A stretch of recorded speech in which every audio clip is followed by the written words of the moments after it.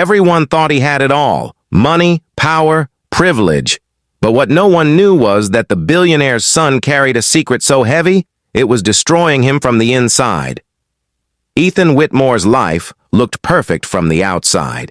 His father, Charles Whitmore, was one of the most powerful businessmen in the city, owning companies that stretched across industries most people only dreamed about. Their mansion towered over the hills like a castle, filled with art, servants, and luxury. Ethan's classmates whispered about the cars his family drove, the parties they hosted, and the influence they had everywhere. To them, Ethan was the lucky one, born into everything others craved. But behind the gates of wealth, Ethan was drowning. At school, Ethan's name carried weight. Teachers expected brilliance, assuming he'd inherit his father's sharp business mind. His peers believed money could buy him success, so every time Ethan sat for a test, eyes burned into the back of his neck, waiting for him to prove himself. But instead of topping the charts, Ethan failed, again and again. The red ink on his test papers felt like fire, branding him with shame. Each F wasn't just a grade, it was another reminder that he wasn't living up to his name. And the whispers followed him. In the hallways, students muttered, "How can a billionaire's son fail math?" Others laughed, "Guess money doesn't buy brains." At first, Ethan tried to ignore them. He told himself he would get better, that maybe next time things would change. But every next time ended the same way, with failure. What hurt most wasn't the students' laughter, but his father's silence. Charles Whitmore wasn't a man of many words, but the disappointment in his eyes spoke louder than any insult. When Ethan brought home another failing report card, his father didn't yell. He simply looked at him and said, "This is not the Whitmore way." Then he turned and walked out of the room.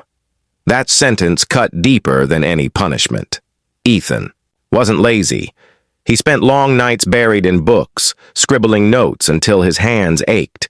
His father had hired the best tutors money could buy, professors from top universities, private coaches who guaranteed results. Yet nothing worked. He absorbed information at home, but when it came time to sit in that silent classroom with a test in front of him, his mind froze. The words blurred, the numbers twisted, and panic consumed him. He wasn't failing because he didn't know the answers. He was failing because fear had become his shadow. By the time Ethan turned 16, the label of failure was stamped on him. Teachers whispered during meetings, shaking their heads. Classmates excluded him from study groups, afraid his poor performance would drag them down. Even the staff at the school, who once looked at him with respect, now eyed him with quiet pity. The walls were closing in. One afternoon, after another failed exam, Ethan stayed behind in class long after the bell rang. The paper sat on his desk, covered in red marks, the word "fail" scrawled across the top. His chest felt heavy, his throat tight. He didn't want to walk out into the hallway and face the stares, the smirks, the unspoken questions. So he sat there, staring at the paper, as if willing it to change. The sound of laughter drifted in from the hallway, classmates mocking, carefree. But for Ethan, the silence inside the classroom was deafening. For the first time, he wondered if this was all he would ever be. The billionaire's son who couldn't pass a test. The thought terrified him more than anything, because deep down, Ethan didn't want to be known for his father's money or his failures. He wanted to be known for himself. But no matter how hard he tried, the weight of his last name crushed him. That evening, as he walked through the massive marble hallways of his home, he passed portraits of his ancestors, generations of Whitmores, each painted in dignified poses, each remembered for greatness. And there he was, the only son, carrying their legacy, but unable to even clear a math test. For the first time, Ethan felt like an imposter in his own life. His father's words echoed in his mind. This is not the Whitmore way. And as Ethan lay awake that night, staring at the ceiling, he realized something painful but true. Money could buy him books, tutors, and every resource in the world. But money couldn't buy him confidence. Money couldn't quiet the fear that froze his thoughts. Money couldn't make him pass. The next morning, Ethan walked into school carrying his usual mask, head held high, pretending nothing was wrong. But inside, he knew he couldn't keep living like this. Something had to change. What Ethan didn't know was that his life was about to take a turn, and the one person who would help him wasn't a tutor, a teacher, or his father. It was someone nobody expected. A man who swept the floors, fixed the lights, and carried wisdom the world had overlooked. The janitor. And soon, he would share a secret that would change Ethan's life forever. What if the world thought you had every advantage, yet, inside, you were losing a battle no one else could see? Ethan Whitmore carried that invisible war with him every day. On the surface, he still walked through the hallways of Westbrook Academy with the confidence expected from the son of a billionaire. His designer uniform was always neatly pressed, his shoes polished, his family name enough to make teachers give him polite smiles. But underneath the polished surface was a storm that never stopped raging. He studied harder than most of his classmates. When others played sports or went to parties, Ethan sat hunched over textbooks late into the night, memorizing formulas, repeating vocabulary, trying to carve knowledge into his brain. The effort was there, but the results never showed. Each time, an exam landed on his desk. His chest tightened, his palms grew damp, and the words swam before his eyes. It wasn't that Ethan didn't know the material. In private, he could recite lessons word for word. But inside the classroom, fear ruled him. Fear that he would fail again. Fear that the whispers would grow louder. Fear that he would never live up to the Whitmore name. The cruelest part was that no one believed him. His teachers assumed he was careless. His classmates believed he was entitled and lazy. Even his tutors, after weeks of trying, shook their heads in quiet frustration. The harder Ethan tried to explain, the less anyone listened. "Ethan," one tutor had told him with a sigh, "you need to take this seriously. You can't expect success to be handed to you." That was the part that cut the deepest. Everyone thought his wealth made life easier. But what they didn't see was how money could never buy the one thing he needed most: peace of mind. At home, things weren't better. Charles Whitmore loved his son, but he expressed it in a way that felt like pressure instead of comfort. "The Whitmores are leaders," he often said. "Our family has never settled for mediocrity." He didn't realize how much those words weighed on Ethan's shoulders. Each phrase felt like a chain, pulling him deeper into an ocean of expectations. So, Ethan began hiding, not from the world, but from his own failure. He would smile at school, laugh at the right times, and nod as if everything was fine. Then he would retreat into silence, carrying a storm no one else could see. The breaking point came on a Wednesday afternoon. The history teacher, Mrs. Jenkins, handed back graded essays. Students flipped through their papers with grins or groans, the classroom buzzing with chatter. Ethan waited, his heart pounding. When his paper finally landed on his desk, he didn't even need to look at the grade. He saw the red ink before he opened it fully. Another fail. The laughter around him felt louder that day, though no one was directly mocking him. It was the kind of invisible humiliation, the kind that made him want to vanish.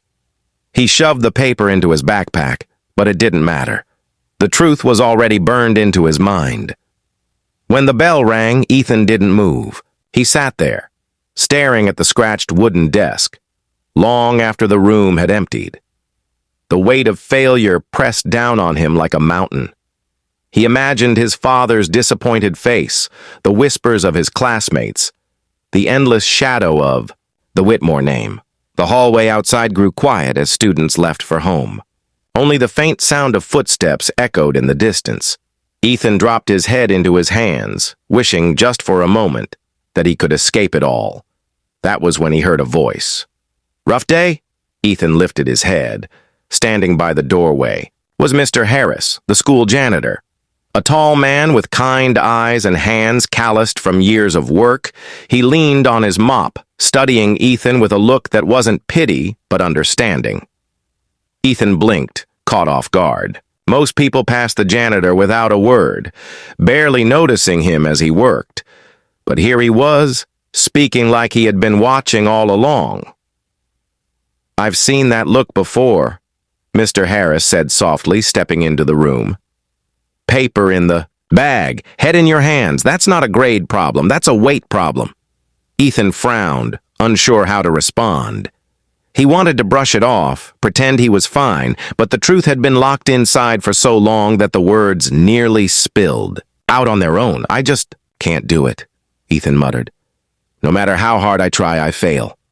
Everyone thinks I'm lazy or dumb, but I'm not. I swear I'm not." His voice cracked, and he quickly looked away, ashamed of showing weakness. Mr. Harris didn't laugh. He didn't shake his head like the tutors or dismiss him like the teachers. Instead, he pulled out the chair across from Ethan and sat down. His hands, rough from years of cleaning, rested calmly on the table. "Son," he said, "you're fighting the wrong battle. The enemy's not the test. It's the fear in your head." Ethan looked up, startled. No one had ever said it like that before. Mr. Harris leaned forward, lowering his voice as if sharing a secret. "I used to sit in rooms just like this.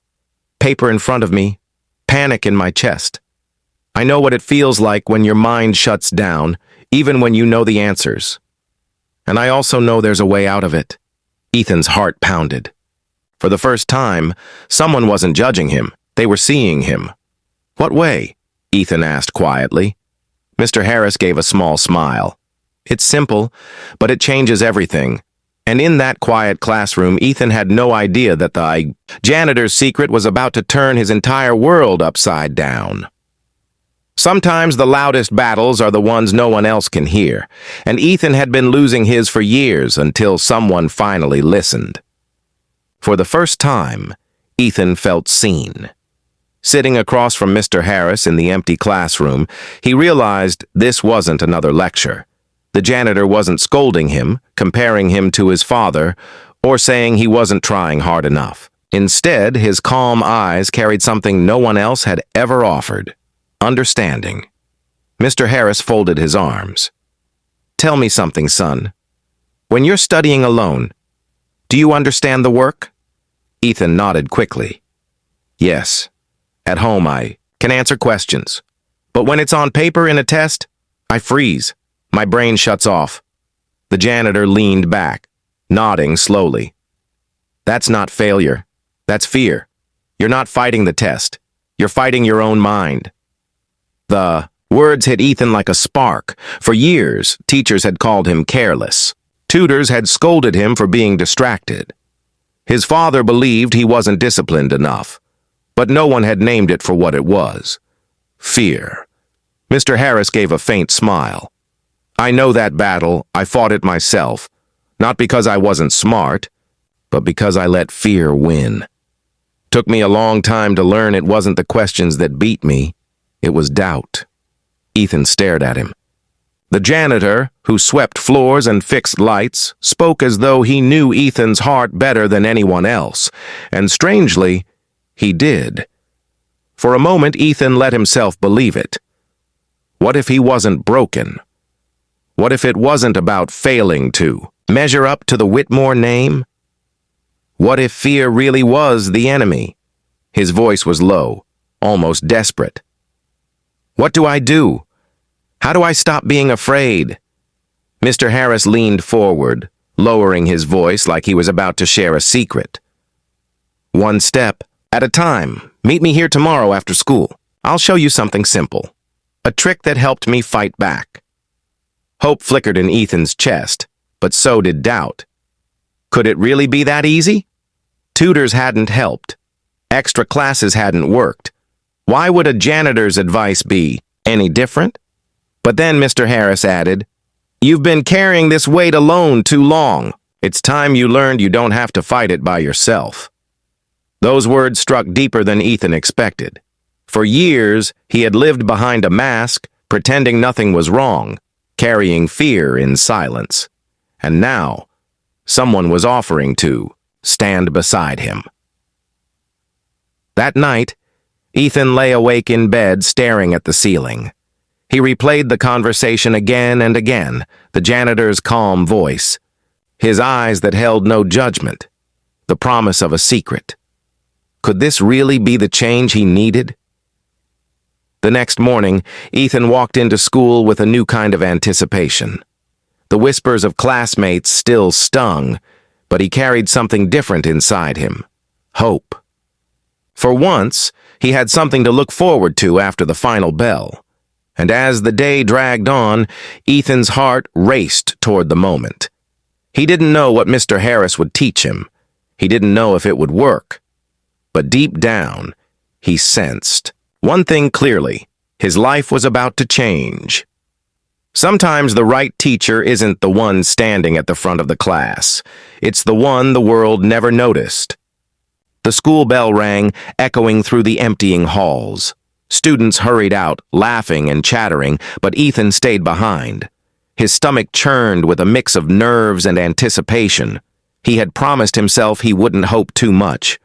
Yet here he was, waiting for the janitor. Sure enough, Mr. Harris appeared, pushing his mop bucket down the hall. He caught Ethan's eye and gave a small nod. "Good. You came."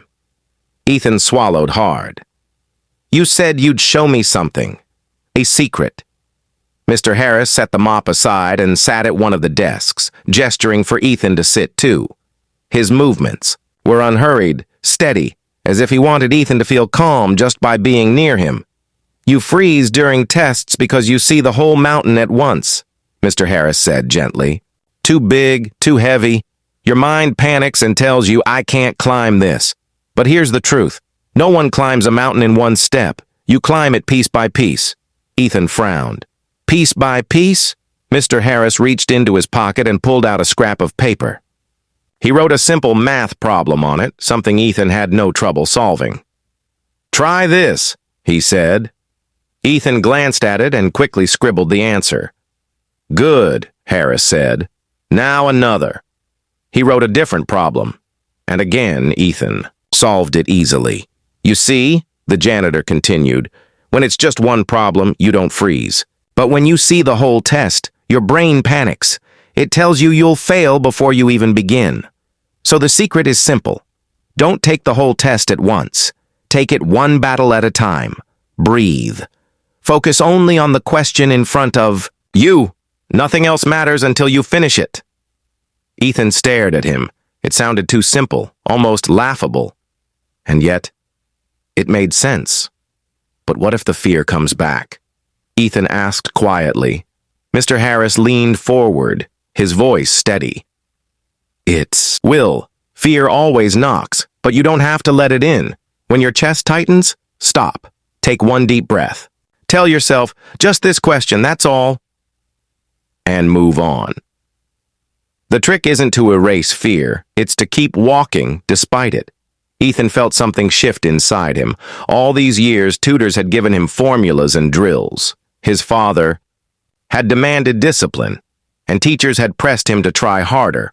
But no one had shown him how to fight the fear itself. For the first time, he had a weapon. Mr. Harris smiled faintly. "You're smarter than you believe, Ethan. The problem isn't your mind.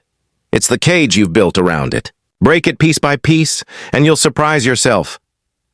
The words lingered long after Ethan left the classroom that evening. As he walked through the quiet halls, he replayed them in his head. One question at a time. Don't erase fear. Walk through it. That night, sitting at his desk at home, Ethan pulled out an old practice test. His hands trembled as they always did, but this time he closed his eyes, inhaled slowly, and whispered to himself, "Just this question." He looked at the first problem, blocking out the rest, and to his amazement, the answer came. Then the next, then the next. For the first time, the fear didn't win. It wasn't perfect. His hands still shook, his breath still caught, but step by step, he kept going. And as he worked, a spark of something new began to grow inside him. Not just hope, not just belief, confidence, and that was the beginning of his transformation. Courage isn't about having no fear. It's about refusing to let fear be the one in control. The day of the next big exam arrived sooner than Ethan expected. For years, these mornings had been the same. His stomach twisted in knots, his hands clammy, his heart pounding so loud it drowned out his thoughts. But this morning was different. As he sat at his desk, staring at the blank answer sheet, Mr. Harris's words echoed in his head. Don't take the whole mountain, one step at a time. The paper in front of him felt like a monster waiting to swallow him whole, but Ethan forced himself to look at just the first question. His breathing grew shallow, panic beginning to rise, but he closed his eyes and whispered under his breath, "Just this one." Slowly, his heart steadied. He read the problem again. This time, the words didn't blur. His pencil moved almost on its own, writing down the answer he already knew. When he finished, he felt a strange rush of relief. One question done. The fear tried to creep back in. What about the rest of the test? What if you fail again? But Ethan pushed it aside. Not now, he told himself. Next question. Step by step, the mountain grew smaller. For the first time, he wasn't frozen in fear. He wasn't perfect. Some questions made him pause longer than he wanted. Some answers still tangled in his mind. But he kept moving. Whenever panic rose, he closed his eyes, breathed deeply, and returned to the present. Just this one. Minutes turned into an hour, and when the teacher finally called for pencils down, Ethan stared at his paper in disbelief. He had finished. Every question answered. Not all with certainty, but he had faced them all. Walking out of the classroom, his legs felt weak, not from fear, but from something new, relief. For once, he hadn't been defeated before the test even ended. Still, doubt lingered. Passing seemed too much to hope for. He told himself not to get carried away. 2 days later, the teacher handed back the graded exams. Ethan braced himself for the familiar sting of failure, the sea of red ink that usually haunted his papers. But when the paper landed on his desk, his breath caught. It wasn't perfect, but it wasn't a failure either. A C. For anyone else, it might have been nothing special. For Ethan, it was everything. He stared at the grade, unable to believe it. It wasn't just a letter, it was proof. Proof that he could win. Proof that the secret worked. Proof that he wasn't broken after all. Around him, classmates glanced. Over. Some smirked, expecting the usual failure. But Ethan didn't care anymore. For the first time in years, he felt proud of himself. That afternoon, he found Mr. Harris in the hallway, quietly polishing a trophy case no one ever really noticed. Ethan walked up holding his graded paper like a treasure. "I did it," he said, almost breathless. Mr. Harris looked at the grade, then back at Ethan with a knowing smile. "I told you, son. It's not about the test. It's about beating the fear. And today, you did." Ethan grinned, a feeling of triumph rising inside him. But deep down, he knew this was only the beginning. One victory wasn't enough. He wanted more. He wanted to climb higher. For the first time, he believed he could. And as he left the hallway, the janitor's words echoed once more. One step at a time. Little did Ethan know the steps he was taking now would lead him far beyond the walls of his school and toward a future even his father couldn't have imagined. The first victory is always the smallest, but it's also the spark that can light a fire. Ethan carried his C grade like a secret treasure. For anyone else, it was average, forgettable. But for him, it was proof that he could win. It was the first step on a mountain he had been afraid to climb for years. The next afternoon, he found Mr. Harris in the same quiet hallway, Without saying a word, Ethan held up the paper again, a grin spreading across his face. Mr. Harris chuckled. "Feels good, doesn't it?" Ethan nodded. "I want more." That was the beginning of something bigger. Every day after school, while other students went home or hung out with friends, Ethan met with Mr. Harris. Sometimes they sat in empty classrooms, sometimes in the library, sometimes even in the cafeteria long after everyone else had left. Mr. Harris never lectured, never barked orders. Instead, he guided Ethan with patience, teaching him not just how to study, but how to think. "Your mind is like a wild horse," Mr. Harris explained one evening, tapping the side of his temple. "You don't beat it into obedience. You guide it gently. When panic tries to take control, breathe, hold the reins, remind yourself you're in charge." Ethan practiced again and again. At first, the fear still struck like lightning whenever he saw a test paper. But slowly, he learned to face it. One deep breath, one question at a time, one step forward, and something incredible began to happen. His grades climbed, not to the top of the class, but higher than he had ever dreamed possible. A C turned into a B climbed into an A. Each success built on the last, until Ethan no longer walked into tests as a prisoner of fear, but as a fighter ready for battle. The change didn't go unnoticed. Teachers who once shook their heads in disappointment now raised their eyebrows in surprise. Classmates who used to laugh began whispering differently, this time with curiosity. What happened to him? How did he get so much better? Even his father noticed. Charles Whitmore had always been a man of high expectations, a figure of authority and pressure in Ethan's life. When he saw his son's rising grades, he was impressed, but he didn't yet understand the full story. One evening at the dinner table, Charles set down his glass and studied Ethan. "I've been watching you. Something's changed. You're focused in a way you weren't before." Ethan hesitated. Should he tell his father about Mr. Harris? Would his father laugh at the idea that a janitor, not a tutor, not a professor, was the one guiding him? But before he could answer, Charles added, "Whatever you're doing, keep at it. The Whitmores don't stay down. I'm glad you're proving that."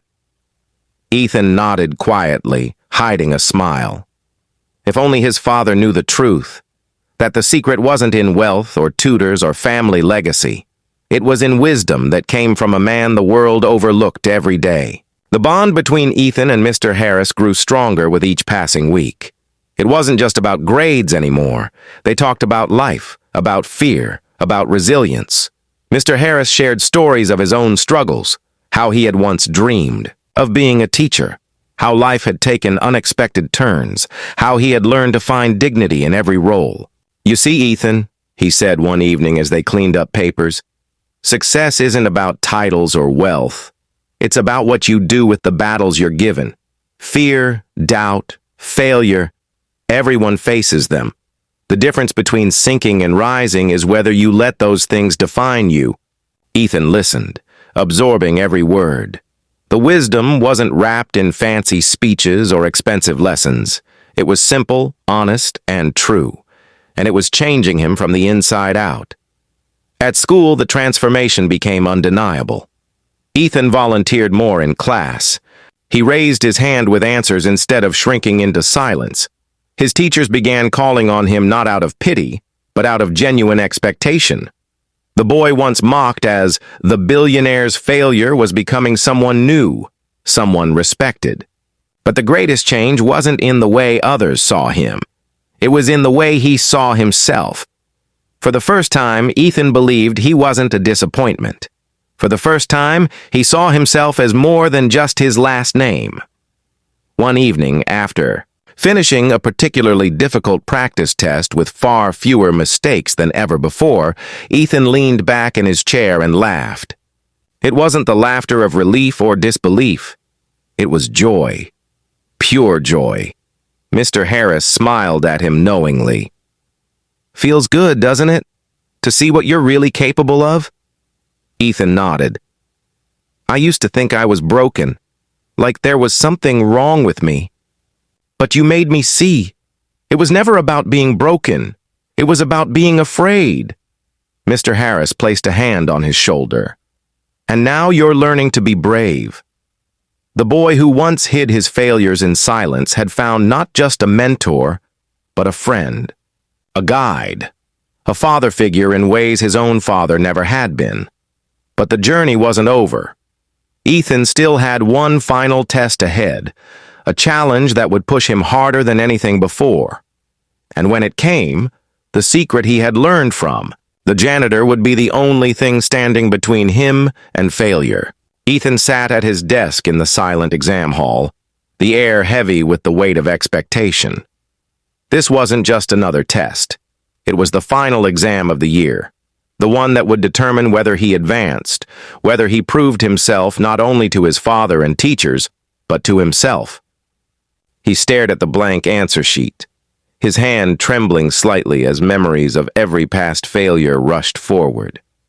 For a moment, the old fear crept in, whispering the same lies it always had. You're not good enough. You'll mess this up. You'll never be more than a disappointment. Then, almost instinctively, he closed his eyes and heard Mr. Harris's voice. One deep breath, son. Don't let the fear ride you. You hold the reins. Ethan inhaled slowly, then exhaled. When he opened his eyes again, the fear was still there, but quieter, weaker, manageable. He gripped his pen and began with the first question. One at a time. Just like Mr. Harris had taught him, minutes turned into hours. Sweat beaded on his forehead, and at times the panic threatened to surge back. But every time it did, he fought it back with the same ritual: breathe, focus, move forward. When the proctor finally announced that time was up, Ethan leaned back in his chair, exhausted, but strangely peaceful. He didn't know if he had gotten every answer right, but he knew one thing. This was the first exam he had fought all the way through without giving up. Days later, the results were posted.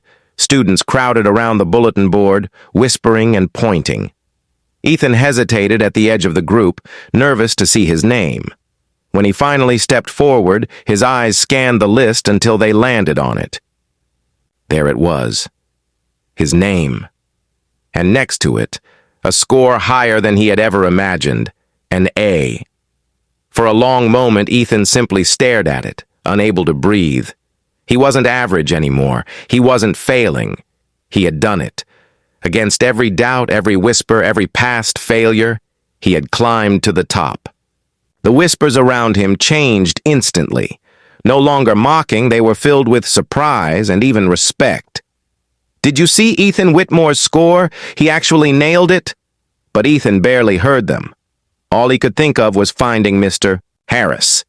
He ran through the halls, down the stairs, and into the quiet corridor where the janitor was mopping the floor. "Mr. Harris!" he shouted, out of breath. The older man looked up, puzzled, until Ethan shoved the score sheet into his hands. Mr. Harris scanned it, and a slow, proud smile spread across his face. "An A," he said softly. "Well, look at that." Ethan grinned, his eyes stinging with tears. "I couldn't have done it without you. You're the reason I'm standing here." Mr. Harris shook his head. "No, Ethan.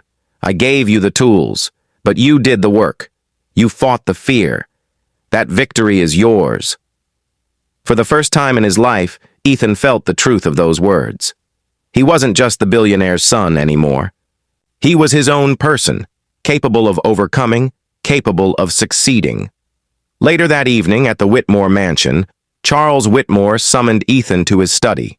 The room was lined with shelves of expensive books and awards, trophies of the Whitmore legacy. Charles held the exam results in his hand. "I have to admit," his father said, his tone both proud and astonished, "I didn't think you had this in you. I've spent years frustrated, wondering why you couldn't measure up. But now I see I was wrong." He set the paper down and looked Ethan straight in the eyes. "You proved yourself. I'm proud of you, son." Ethan swallowed hard.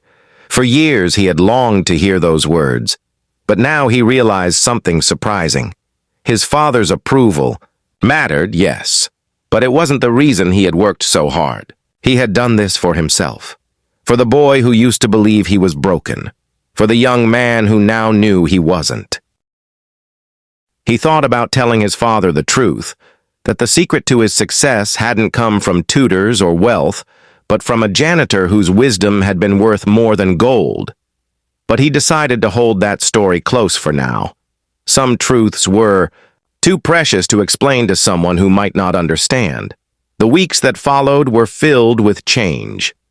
Teachers praised Ethan's growth. Students who once mocked him now sought his help, asking how he had turned things around. And through it all, Ethan kept meeting Mr. Harris, not because he needed help with tests anymore, but because he valued their conversations. One evening, sitting together in the empty cafeteria, Ethan asked, "Why did you help me, Mr. Harris? You didn't have to. You could have just ignored me like everyone else." Mr. Harris leaned back in his chair, his eyes thoughtful. "Because I saw a boy drowning in the same waters I once did. Fear nearly stole my future, too. I wanted to make sure it didn't steal yours." Ethan frowned. "You could have been a teacher. You're better than half the ones here." Mr. Harris chuckled softly. "Life doesn't always take you where you planned, but that doesn't mean you stop teaching. Sometimes the people who need you most aren't sitting in classrooms. They're the ones who don't even believe in themselves yet." Ethan nodded slowly, realizing the depth of those words. Mr. Harris wasn't just a janitor. He was a mentor, a guide, a quiet hero hiding in plain sight. Months later, at the school's annual award ceremony, Ethan was called to the stage. The principal spoke of his transformation, how he had gone from the brink of failure to one of the most improved students the school had ever seen.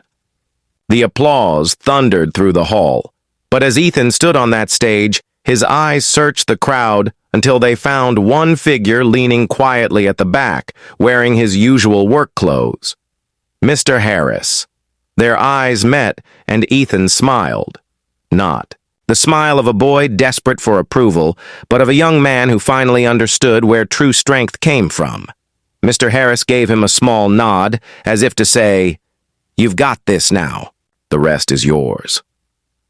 That night, as Ethan looked at the award in his hands, he realized something even more valuable than grades or recognition. The real victory wasn't in the A he had earned. It was in the courage he had discovered, the belief that he could face fear and rise above it.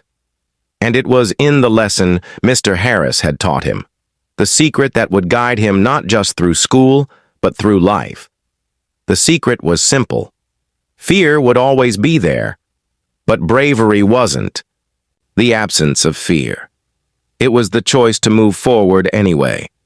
And as long as he remembered that, Ethan knew he would never fail again. If you enjoy these stories, make sure to subscribe to Black Battlers so you never miss the next one. Your subscription gives us the power to bring you even more emotional and inspiring stories. Join the Black Battlers family today.